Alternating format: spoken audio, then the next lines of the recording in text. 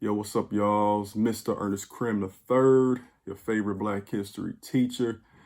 I just had to get some stuff off my mind real quick before I start my day.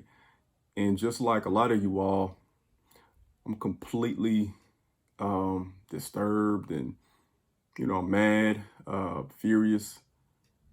I'm pissed off, and it has everything to do with what happened with Breonna Taylor. Now, let me, of course, first start by saying, you all know me, like I understand completely where I live.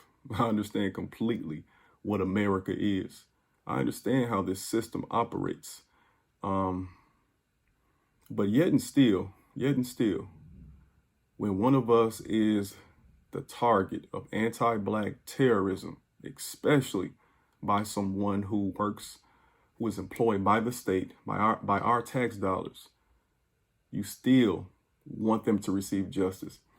And it's primarily because, I would assume, because we, as people who are committed to justice and equity ourselves and how we operate in our lives as people with a good moral conscience and people who are just decent human beings, that's what we would do. We understand that if you do this to somebody, you should have to pay the price for it.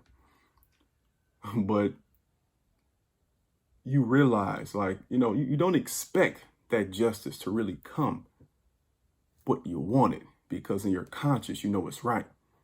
Like, I don't expect anything through America. I don't expect roses from America. I don't expect any form of justice in its purest form from America, but you know you deserve it. So it's upsetting. It's frustrating. You feel for the family because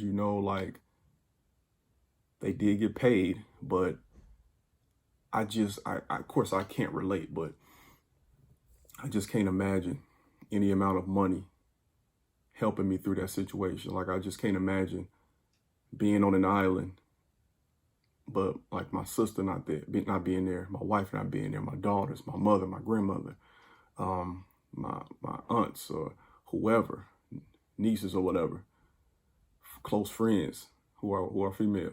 Like, I couldn't fathom that money does not replace that. And we are in a system that is complicit not just with racism, but it's a dual threat, racism and capitalism. And the assumption is we'll take the bribe. Like, they're willing to pay us millions of dollars in taxpayer money so that they can continue to murder us with impunity, to enforce a false paradigm, a false sense of superiority. Like, this is costing America trillions of dollars, money that should be used for reparations.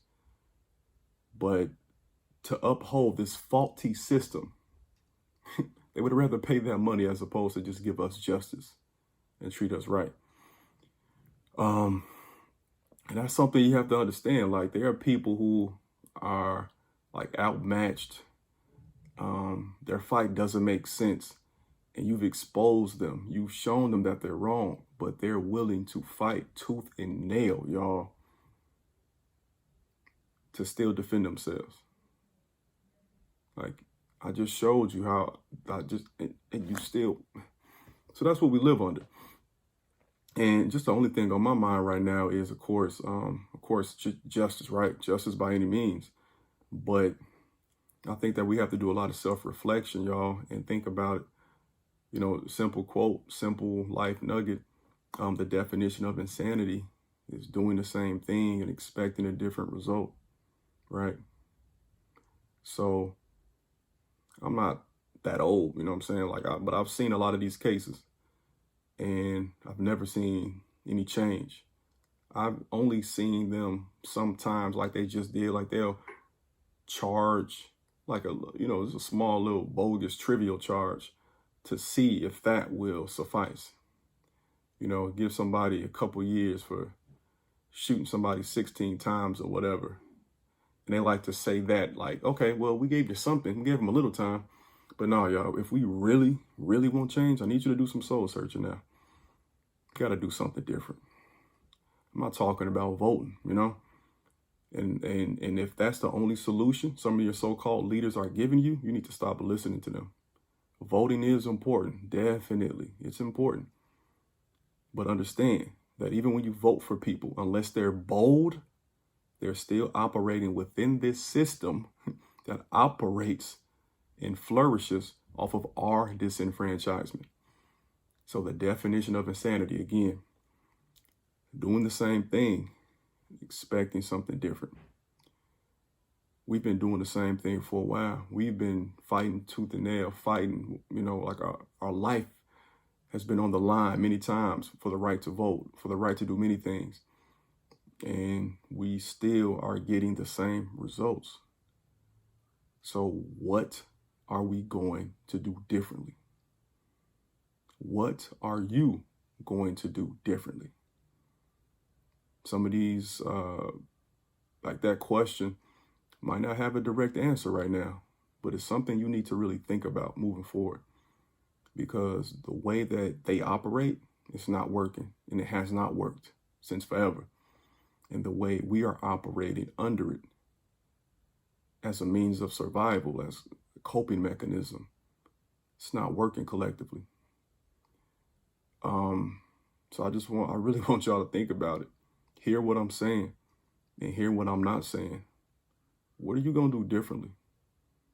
The time is now, not tomorrow, not yesterday, not 5, 10 days in the future, because things don't get better with time unless you make them better, unless you actively work to do that.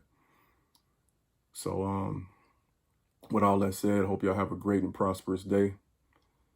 Do something different.